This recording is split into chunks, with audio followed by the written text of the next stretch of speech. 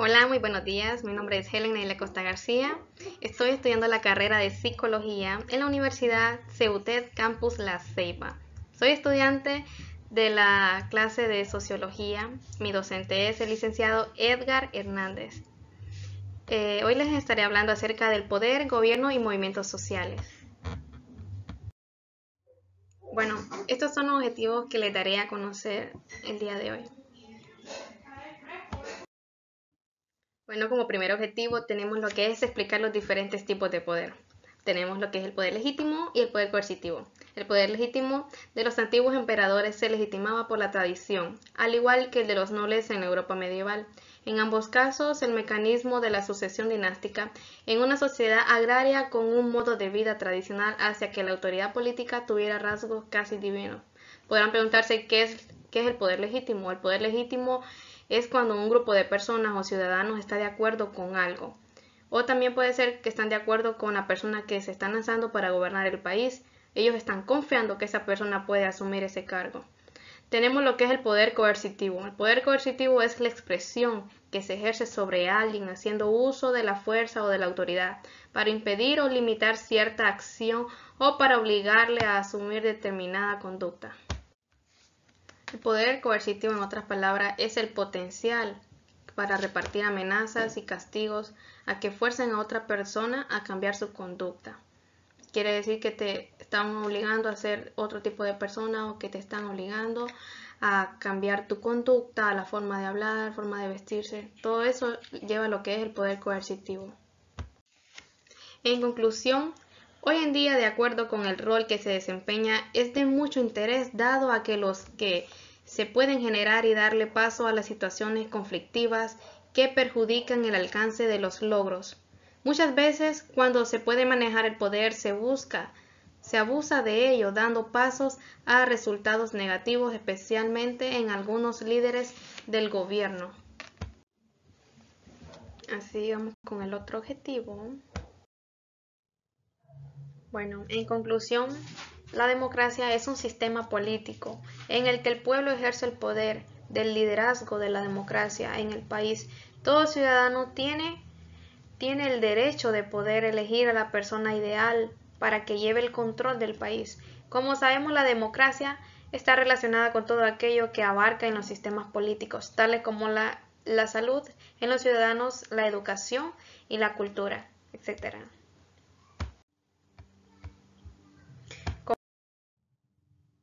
Bueno, como siguiente objetivo tenemos lo que es explicar el poder en las sociedades democráticas. El poder en las sociedades democráticas contribuye a uno de los temas de investigación más difíciles en las ciencias sociales, porque el proceso de toma de decisiones es complicado y suele tener un lugar en ámbitos pocos visibles. Puede resultar brutalmente visible y evidente en las sociedades autoritarias, pero también en las sociedades democráticas es difícil de analizar. En la sociedad, los mayores de 18 años ya son ciudadanos y no habitantes, gozando a tal efecto de algunos derechos que les permite vivir con dignidad. En conclusión, en pocas palabras, la democracia es un sistema de gobierno en el que las decisiones son tomadas por los representantes de los ciudadanos, quienes los eligen en el marco de elecciones libres y periódicas, a las que se presentan diversos candidatos en el nombre de los diferentes partidos políticos. Los gobernantes democráticos representan la constitución de cada país. Así seguimos al siguiente objetivo. Como siguiente objetivo tenemos lo que es explicar las revoluciones, guerras y terrorismo.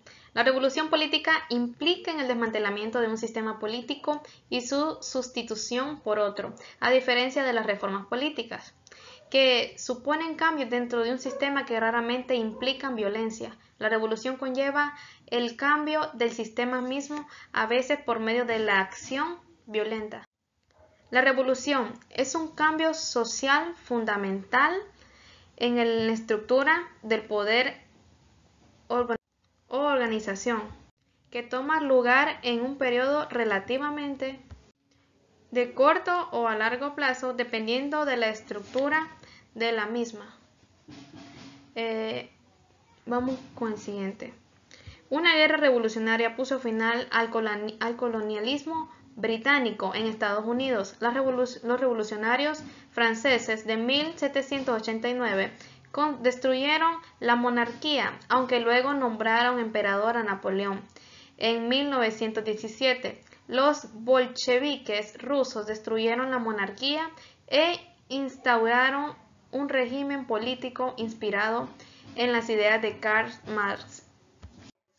Una guerra revolucionaria es el conflicto armado del origen marxista, que se manifiesta en un país adaptando por diversos movimientos subversivos revolucionarios que se apoyan en las ideologías marxistas. Seguimos con terrorismo.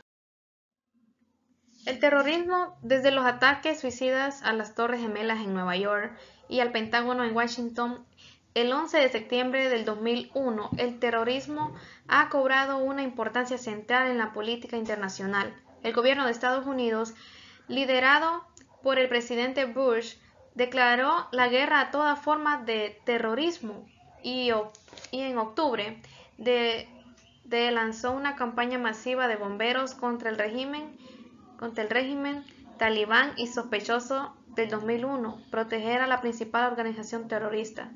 Como sabemos, Osama Bin Laden era uno de los principales terroristas que hubo en Estados Unidos.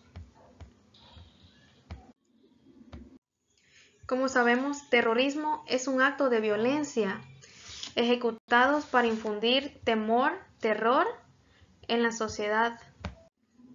Así seguimos con el siguiente objetivo. El nuevo terrorismo se puede marcar una distinción entre el viejo y el nuevo estilo de terrorismo. En el pasado el terrorismo estaba vinculado al nacionalismo y a las disputas en el torno de las fronteras nacionales.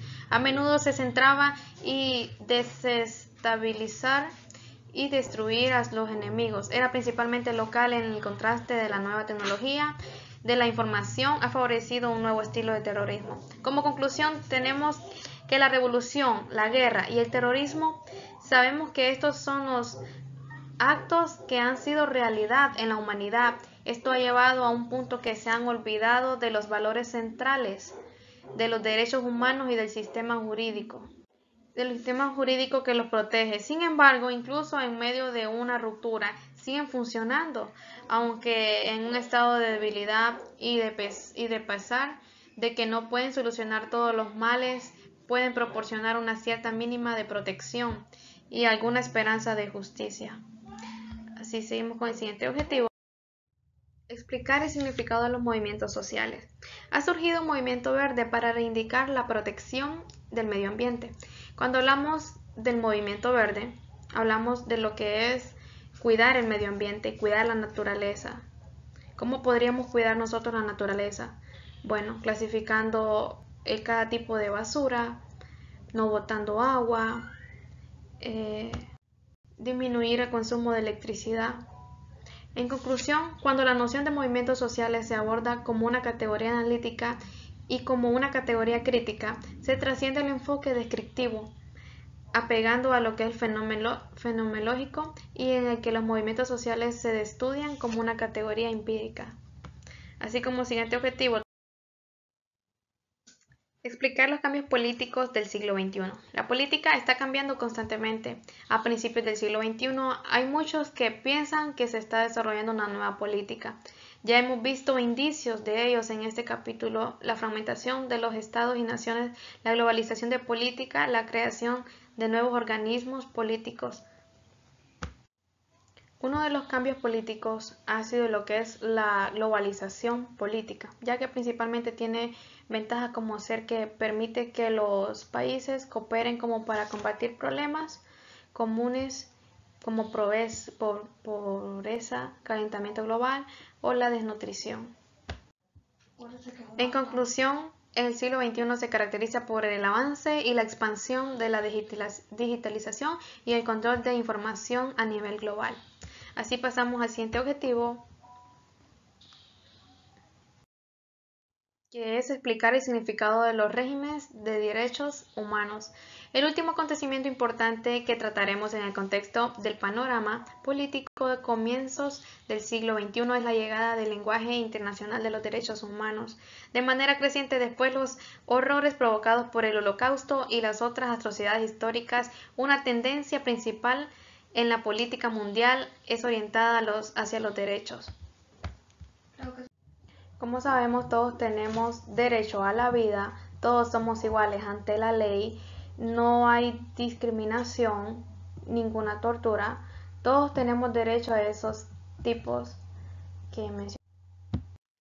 Y como conclusión tenemos los derechos de los seres humanos están llamados a formar parte del contenido de la noción amplia de paz. En sentido inverso de la paz está llamada a contribuir un valor alcanzable mediante la plena vigencia de los derechos humanos, pues la observación de esto permitirá el desarrollo de justicia y bienestar, aspectos que forman parte del contenido de paz. Muchas gracias.